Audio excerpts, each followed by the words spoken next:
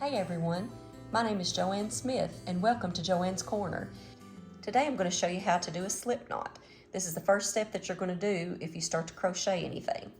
So just pick up the end of your yarn and we want to make a loop and then take the tail of it and pull it up the back, and you're going to have a line there behind your circle and just stick down in one side of the circle and go under the line and then back up on the other side and then just pull your two threads there, and that makes your slip knot. And you can tighten it, of course, up on your crochet hook. But I'll do that one more time.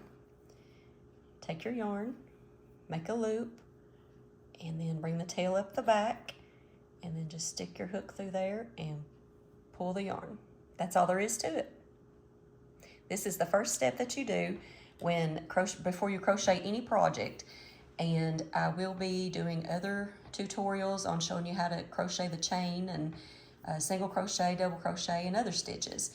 And if you found this video to be informative and helpful, please like the video and please subscribe to my channel, and we'll see you soon. Thank you.